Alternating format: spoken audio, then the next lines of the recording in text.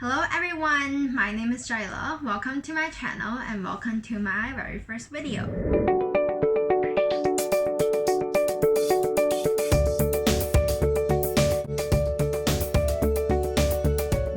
I am a first year student of the Bachelor of Health Sciences on-campus program at Queen's University. So I'm here to talk to you about my experiences. Why I'm thinking of making this video is because I realized that when I was researching this program online, there isn't really a lot of information comparing to the other programs in other universities. So there is definitely the official website of the Bachelor of Health Sciences and the Faculty of Health Sciences, but there isn't as much resources as I needed. That's why I thought about making this video. It is definitely understandable because our program is so new. The Bachelor of Health Sciences had been an online program for the past several years, but this is the first year that it's on campus. Me and my classmates are actually the first cohort of the on-campus degree. It is a program that prepares the students for a career in the health professions. Something that's really special about this program is that it adapts the CAP-MED framework, which is the same framework that they uses for Canadian med school. So let's get started. So I think some of the unique elements of this program is first, its flipped classroom format. So you might be thinking, what do I mean by the flipped classroom format? The flipped classroom format is basically that the student complete modules before they go to class and then engage in class discussion and activities. All the modules are on the online platform called Altow. It has the modules, places where you can submit assignment, quizzes, resources. Altow is basically what most of the Bachelor of Health Sciences student uses to complete their studies. So what are modules? Modules are basically a type of online textbook that has a lot of embedded video and content, and sometimes it has a question. It is really interactive and it is definitely not the type of textbook that you expect. Me personally, I really enjoy doing modules. I felt like it was really cute. There's a lot of graphics in it, and then there's enough information as well. Because the way it is animated, it just makes me feel like it's pretty enjoyable. For the in-class session, what do we do in the in-class session most importantly?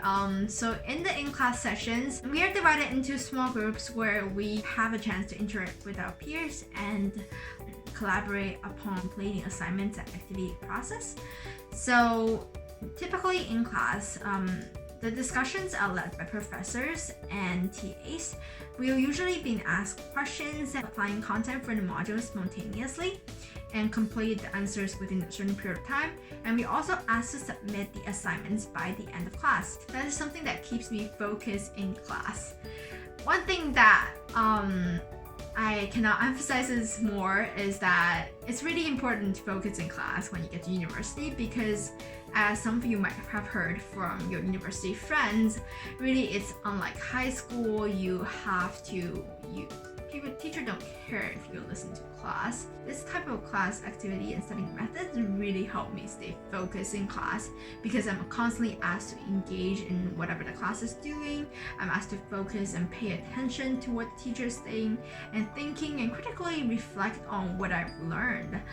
This is really different for a course in a different faculty at Queen's that you see, where it's mainly the professor talking. It's also a really good transition from high school. We have a really small in-class cohort. In my year, there are about 120 students in the program, and I believe that they're taking a little bit more in the coming years, but it's still going to be a relatively small class size comparing to the other programs in the university. One difference that the small class size made is that you really get to know the people. As I mentioned earlier, in the in-class sessions, we are broken into groups, and groups are usually different in each classes. So you kind of get to see all your classmates because you guys are always in the same class together, but you get different people in different groups. This also tests your collaboration and communication skills, because as I said, a lot of the assignments that we complete in class are group assignments. It really asks you to be able to communicate and collaborate well with your classmate. It really challenges you in terms of your team working skills, which benefit you a lot if you have it along your way, either in an educational setting or in a career setting. Also, one thing I want to say about the flipped classroom format is that it really gives you some flexibility within your learning. As I said that, students usually get asked to complete modules before they come into class for the best learning experiences, but you can complete the modules anytime you want. You don't have to go, it's not like you go to a lecture or anything. You can complete it like in the morning, at night, after your practices, if you are an athlete. You can complete it anytime you want, and this flexibility is really, I feel like it's really critical, especially when you're in the first year, when you're just exploring your lifestyle, when you're still trying to enroll and be involved in the campus and the extracurricular. It also tests your self-discipline. It tests how good you manage your time. So I feel like this is a really interesting aspect in terms of the flipped classroom when you think about it. Moving on, I also want to talk about the first year courses in the Bachelor of Health Sciences program on campus. In our first semester, we have social and physical determinants of health and diseases. We also have pharmacology. We have cell physiology. So that's kind of like our 3 core courses for the first semester. In our second semester, we have statistics. We also have anatomy. And we have history and philosophy of health and healthcare. So that's kind of like our 3 core courses for each semester. And we can also take 2 electives per semester, depending on your interest. So the statistics course is basically one of our core courses, but it's a course that is not offered by the Faculty of Health Sciences, but offered by the Faculty of Art and Sciences. It's a little bit different for the art sciences student because they are normally not asked to take it until 2nd and 3rd year. But for us, it's mandatory and one of our core courses for first year. Definitely, we are ahead of the game in terms of being able to have this course in our first year. And I would say in general, all the courses, it has anything ranging from laboratory sciences to the social sciences.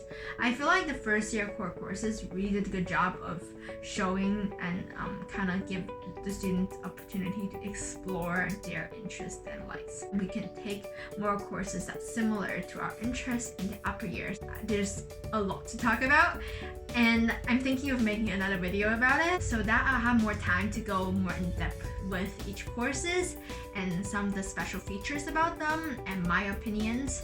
If you would like more information about the courses, definitely subscribe to the channel and wait until the next video, which hopefully soon will come out, and I can talk to you more about the details around these courses. The next section is gonna be the location. Our main courses are in a building on campus called the New Medicine Building.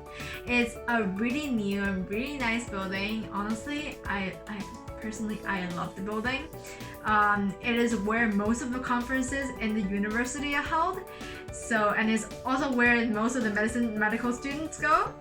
So it is honestly a really nice building. And they also have lockers. Just kind of reminds you of high school a bit, right? There's also the Bachelor of Health Sciences library, which locates right across the street from it. It's a library that dedicates towards health sciences, has a lot of health sciences resources. It's within the same building as the Faculty of Health Sciences office. You can just hop into the office and say hi to your leading faculty member whenever you have any questions, I guess. They're really friendly people. Really, you can tell they put a lot of effort into the program to give us a good first year experiences and hopefully upper year experiences as well. But yeah, that's a little bit about the location. So we actually have access to the anatomy lab, which is human cadaver. So our TA will teach us in a really vivid way, which definitely enhanced my learning experiences, I would say. It's really incredible. Also, there is anatomy museum, as I said, that have a lot of preserved specimens.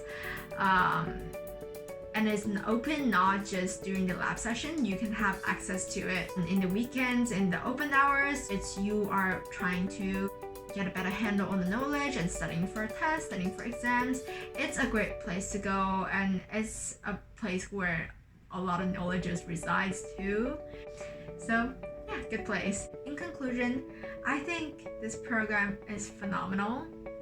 You might be thinking, yeah, Jaila, why didn't you've been saying all these good stuff about the program, like, do you have anything to complain about? Like, what do you think is the disadvantage? There are definitely times where I experienced frustration within this program. So the first is with the academic expectation of this program. This program is by no means an easy program. We are asked to do research analysis and research poster in our first year, although a lot of people don't even get the experience doing that until third, fourth year or medical school. And coming into this program, doing our research poster and research analysis for the first time, a lot of us had no experiences. We had no expectation and no thoughts on how this is supposed to look like. At the same time, we are asked to act professionally. There is a high expectation of how our products should look like. So that can be a really stressful experience, trying to make it to the deadline, and when you're handing out projects in, you don't know whether you are doing the right thing or not. You don't know if you're being professional enough. You don't know if this is what is expected, because you've never seen something like this before. It's not a step-by-step, it just boom, here is this giant task, and do it good. So that can be a really stressful experience. Second frustration I had throughout the year was with the technical difficulties that occurred. A lot of the health sciences assessments, assignments, and quizzes happen on the platform Elantra, which oftentimes can have technical difficulties. I've experienced times where I was trying to submit a project before the deadline, but it just doesn't let me upload. And there's times where I scheduled an appointment for my exam and I attended the session, but then there was some connection error. I was logged out and I couldn't log back in again. It can be really frustrating, especially knowing that these problems cannot be fixed on the spot right away. It is definitely something that most of us have experienced throughout the year. It can be really frustrating at times. But also, I know that the Bachelor of Health Sciences office had tried their best to avoid technical difficulties from happening.